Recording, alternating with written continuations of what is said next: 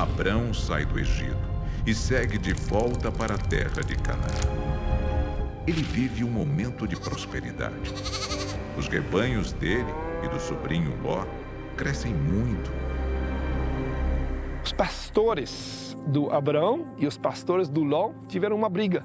Começaram a discutir onde que tem que ser, as nossas ovelhas têm que estar aqui, não, esse lugar é de nossas ovelhas. Abrão, o homem, um exemplo, né, um líder, ele chega em Ló e fala, seguinte, você chegou comigo até aqui, eu não vou brigar contigo porque nossos pastores estão brigando. Vamos fazer o seguinte, você escolha, você vai para o Oriente, eu vou para o Ocidente.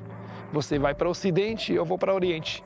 O Ló escolhe o lado oriental da Terra Santa, perto do Mar Morto, e lá mais tarde vai acontecer tudo o que nós conhecemos com Sodoma e Gomorra.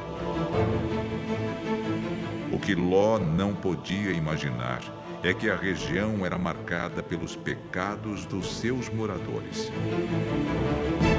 Uma cidade idólatra, com certeza, onde havia muita maldade, onde havia a prática indiscriminada sexual nos cultos, né? Nos cultos, e como se fosse uma coisa muito normal. Em Sodoma, Ló é sequestrado por 4 reis e Abrão segue com 318 homens para resgatar o sobrinho. E atrás, com 318 lutadores, atrás de 4 reis muito fortes para salvar Ló.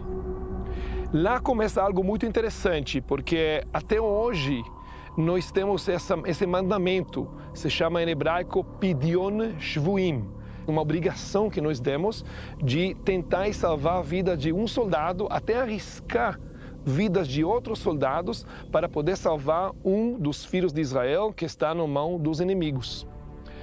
Ele vai atrás e está escrito lá no Gênesis 14, que ele chega e ele vai correndo atrás deles para salvar Ló até a cidade de Dan. Ok? Até aqui. Ele consegue salvar Ló e ele volta para o sul da Terra Santa. Uma descoberta fascinante no norte de Israel pode ser o local por onde Abrão perseguiu os inimigos de Ló. Certeza absoluta que Abraão passou aqui e viu essa porta que está aqui atrás de nós. Por um simples motivo, um simples fato, que essa porta ela tem mais que 3.700 anos e Abrão estava aqui 3.600 anos atrás. O portão de tijolos de barro resiste há quase 4 milênios e é considerado um dos mais antigos do mundo. Como sobreviveu uma porta de lama de terra há tantos anos? Os canaanitas, provavelmente aqueles mesmos que construíram essa porta, por um motivo, depois que construíram, depois de alguns anos, eles bloquearam ela com terra no meio. Eu já estive aqui algumas vezes, né? Mas cada vez que estou em um lugar como esse, é uma oportunidade que emociona de novo.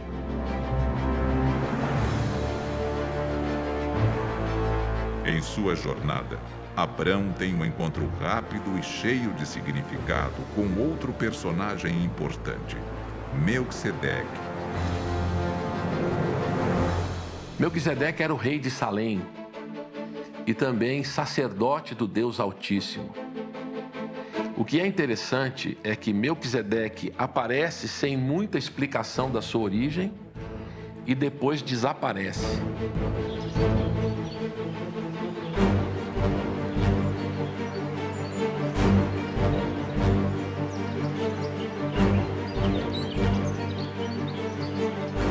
Essas escavações em Jerusalém revelaram que seriam vestígios do templo de Melquisedeque. O arqueólogo israelense Elishu Kron conduziu as pesquisas. Melchizedek was worshiping one God. Melquisedeque estava adorando a um único Deus. E é muito interessante que Abraão encontrou e foi abençoado com pão e o vinho. Aqui nós encontramos uma prensa de azeite bem pequena. Por que precisamos dela? Essa é a questão. O azeite serve para ungir essa pedra, esse pilar de pedra. E qual o significado disso? Bom, é o mesmo gesto citado na Bíblia em Gênesis 28, no período de Melquisedeque, que o pilar foi erguido e dito: essa é a casa de Deus. E Melquisedeque, rei de Salém, trouxe pão e vinho. E era este sacerdote do Deus Altíssimo. E abençoou e disse: Bendito seja Abrão pelo Deus Altíssimo, o possuidor dos céus e da terra. E bendito seja o Deus Altíssimo, que entregou os teus inimigos nas tuas mãos. E Abrão deu-lhe o dízimo de tudo. Claro que nós somos tentados aí a pensar no pão e vinho, que nos lembra a ceia, né? A ceia do Senhor lá do Novo Testamento. Mas o que Melquisedeque está fazendo é oferecer a sua hospitalidade, oferecer aquilo que é básico, né, para o ser humano, que é a comida e a bebida. E ele oferece isto a Abraão, e Abraão lhe dá o dízimo de tudo que ele tem.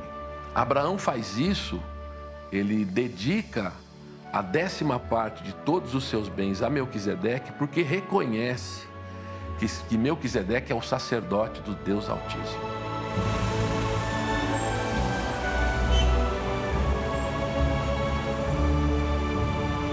Abrão segue em sua jornada.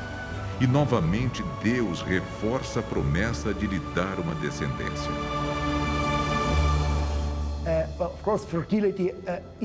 A fertilidade é uma grande questão para as mulheres até hoje. E era uma questão ainda maior para as mulheres dos tempos antigos, como Sarai. Porque as pessoas precisavam de alguém para tomar conta delas. Na velhice não havia um sistema de pensionato. Então, a única esperança para cuidar da família, das propriedades e dos mais velhos era com os herdeiros. Abraão é meio alta sociedade da época, alguém que tem recursos, alguém que tem.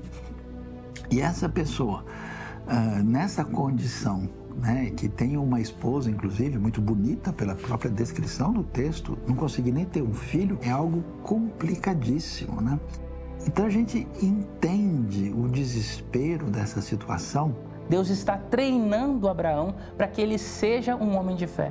Então, na verdade, Abraão, embora ele tenha um momento de fé, ele perde a fé, ele vacila a fé em vários momentos. Porque ele confia em Deus, mas ele não confia em Deus. Aparentemente, o que o texto parece mencionar é que ele cria em Deus, que Deus poderia dar um filho para ele, mas não se ele fosse velho. Ló, o único possível herdeiro de Abrão, entra em apuros novamente. As cidades de Sodoma e Gomorra ficam sob a mira da fúria de Deus. Uma chuva de fogo e enxofre destrói a região.